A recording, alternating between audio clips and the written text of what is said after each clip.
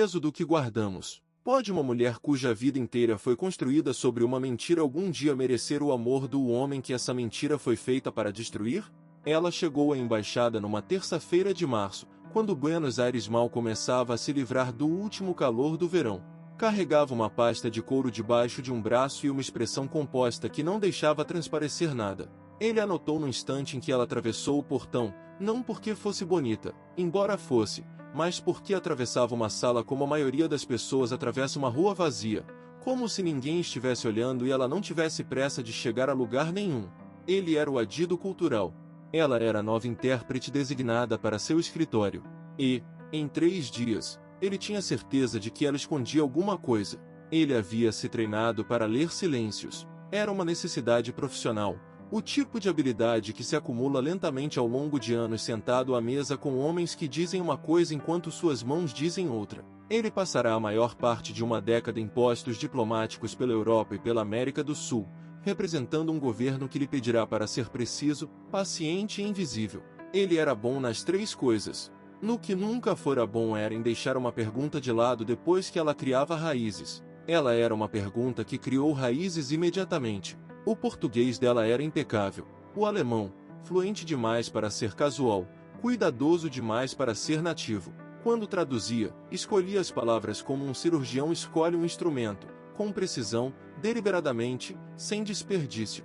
Ela nunca ria nos momentos errados. Nunca travava, mas às vezes, durante longas pausas nas negociações, ele a flagrava olhando para o nada com uma expressão tão silenciosamente devastada que parecia pertencer a uma mulher completamente diferente, uma que havia sobrevivido a algo que ainda não havia nomeado. Ela viera a Buenos Aires para desaparecer. Essa era a versão honesta, a que ela dizia a si mesma à noite, quando a cidade finalmente ficava em silêncio. Ela havia construído sua nova vida como se constrói um muro, pedra por pedra, começando pela língua, depois o nome nos documentos, depois as referências de trabalho e, por fim, o passado cuidadosamente montado que explicava sua fluência sem explicar Viena. Ela não planejara trabalhar na embaixada. Não planejara encontrá-lo. O problema, descobriu rapidamente, era que ele a fazia querer ser honesta. Não de maneira grandiosa ou confessional, mas em pequenos incrementos, como a luz do sol que muda um cômodo tão gradualmente que você não percebe até que as sombras desaparecem. Ele fazia perguntas que ninguém mais pensava em fazer. Ele se lembrava de coisas que ela mencionava uma vez e nunca repetia. Ele lhe trazia café do jeito que ela gostava antes mesmo de ela ter dito como gostava, simplesmente porque prestava atenção. E a atenção, ela aprenderá há muito tempo, era o presente mais perigoso que alguém podia lhe dar. Ela tinha 19 anos em Viena quando o mundo se partiu. Seu pai fora arquivista, um homem silencioso dedicado à preservação de documentos que considerava insubstituíveis. No outono de 1938, ele tomara uma decisão que ela passaria os 17 anos seguintes tentando compreender. Ele havia cooperado, não com entusiasmo, não por ideologia, mas por medo, e essa distinção, ela sabia, era algo que a história raramente se dava ao trabalho de fazer. Ele fornecera nomes. Não muitos, e não de bom grado, mas aqueles nomes haviam importado para as famílias que os carregavam. Uma dessas famílias fora a dele. Ela não soube disso no início. Sabia apenas que se sentia atraída por ele de uma maneira que a alarmava, que a paciência dele lhe lembrava o mundo anterior à guerra, quando a lentidão ainda era uma virtude. Ela sabia que, quando ele falava da família, uma irmã em Córdoba, uma mãe que havia morrido antes que ele pudesse tirá-la da Europa, um pai que ele descrevia apenas como alguém que não conseguiu sobreviver. Havia nele uma dor tão antiga que tinha se acomodado em sua postura, tornado-se estrutural, sustentadora. Ela reconhecia esse tipo de dor. Havia construído toda a sua arquitetura em torno da própria. Eles caíram um no outro como as pessoas caem quando ambos tentam não cair, aos poucos, e depois de uma vez só. Um jantar compartilhado depois de uma negociação tardia. Um passeio pela Costanera num domingo em que o rio estava prateado e a cidade parecia suspensa. Longas conversas sobre livros, sobre música, sobre o que significava pertencer a um lugar que havia mudado além de qualquer reconhecimento. Ele lhe contou que havia deixado Graz aos 16 anos e nunca mais voltado. Ela disse que entendia. Disse tão baixo que ele a olhou por um longo momento e disse: "Eu acredito em você." Quando ele a beijou pela primeira vez, foi do lado de fora de um cinema que exibia um filme de que nenhum dos dois conseguiria se lembrar depois. Foi breve e deliberado, seguido por um silêncio tão carregado de significado que ela precisou desviar o olhar. Ela estava apavorada. Não dele, mas do que começava a sentir que devia a ele. A carta chegou numa quinta-feira de junho. Veio de um pesquisador de um instituto memorial em Genebra que vinha catalogando documentos de guerra recentemente liberados de arquivos municipais austríacos. A carta era endereçada a ele na embaixada, marcada como pessoal. Por acaso, ela estava organizando a correspondência daquela manhã. Não a leu.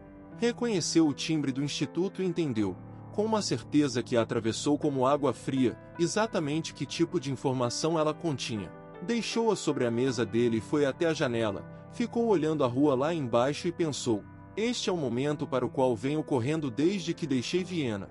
Ele leu a carta sozinho.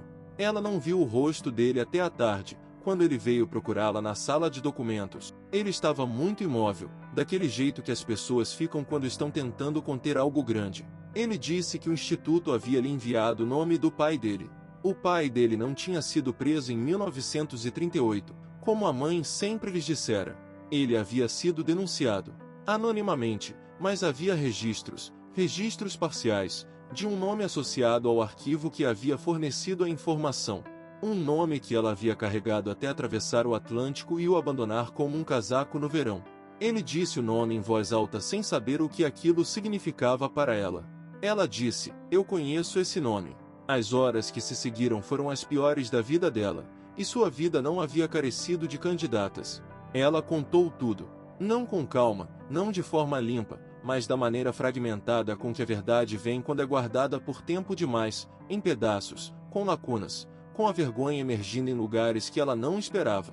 Contou sobre o pai, sobre o que ele tinha feito, sobre por que ela havia fugido e do que havia fugido e por que passara 17 anos construindo uma mulher que não carregava nenhum traço da garota que havia se sentado à mesa do pai enquanto o mundo acabava para outras pessoas. Disse a ele que não sabia, quando aceitou o posto, quem ele era. Disse que foi percebendo aos poucos, devagar demais, tarde demais, e que quando entendeu a ligação já estava apaixonada por ele, e que havia dito a si mesma que não era relevante, que era história, que os mortos não podiam ser desfeitos, e que reconhecia, dizendo isso agora em voz alta, o quão monstruoso aquele raciocínio soava. Ele ouviu sem interromper. Quando ela terminou, ele não disse nada por um longo tempo. Então ele disse que precisava pensar, e foi embora, e ela ficou sentada na sala de documentos vazia, com a luz da tarde se apagando, e entendeu que finalmente, aos 36 anos, tinha ficado sem nenhum lugar para se esconder. Ele não voltou naquele dia nem no seguinte. Ela pediu demissão na manhã de sexta-feira. Arrumou seu apartamento por etapas, como tinha aprendido a arrumar durante a guerra, metodicamente, sem sentimentalismo, tocando cada objeto uma vez e decidindo. Reservou passagem para Montevidéu. Disse a si mesma que era a coisa certa, a única coisa, e que o silêncio dele era, por si só, uma resposta. Ela estava no porto em um domingo, o mesmo domingo em que, 3 semanas antes, tinha caminhado com ele ao longo do rio e pensado, pela primeira vez em anos, que talvez merecesse ficar em algum lugar. A manhã estava fresca e cinzenta, e a água tinha cheiro de distância.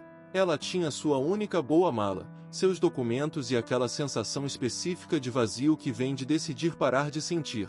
Ele apareceu pelo portão na extremidade do cais 12 minutos antes do horário de embarque do navio. Ele não estava calmo. Era evidente que não tinha dormido.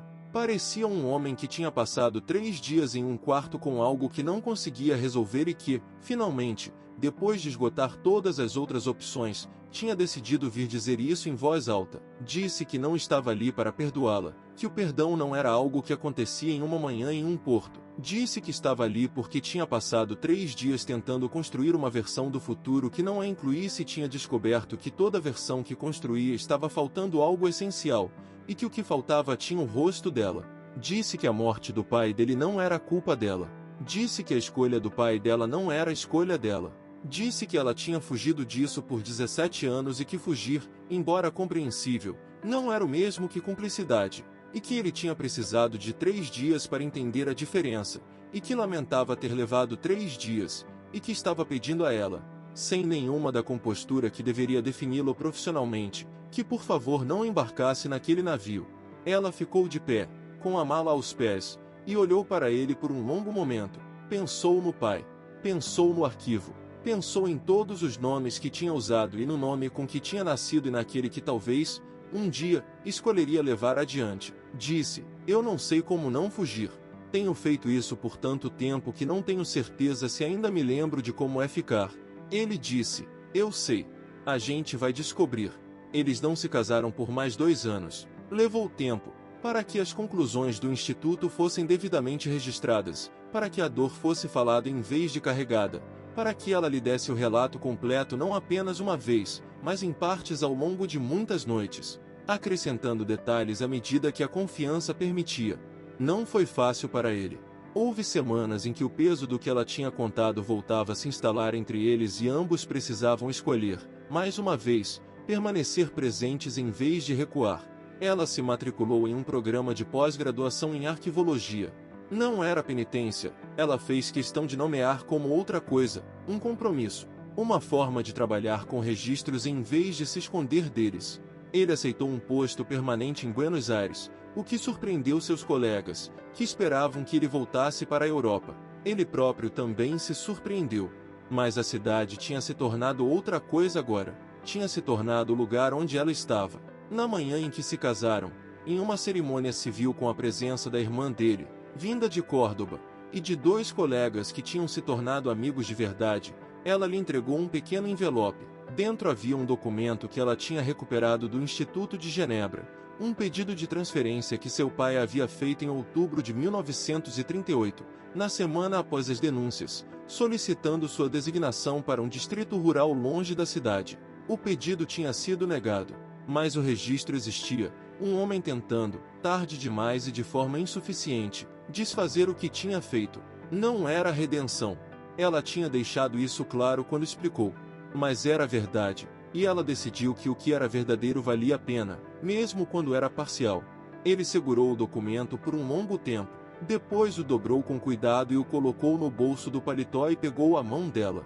Do lado de fora, Buenos Aires era barulhenta e luminosa e indiferente como as cidades costumam ser, sem lhes pedir nada em particular, sem fazer promessas. O rio ficava a leste, prateado na luz da manhã alta. Eles caminharam em direção a ele sem pressa, algo novo para ela, a ausência de pressa, a sensação de que havia um lugar para ir e que esse lugar era simplesmente aqui, com ele, do presente inacabado e imperfeito. Pela primeira vez em 17 anos, ela não estava se afastando de algo, ela estava indo em direção a algo.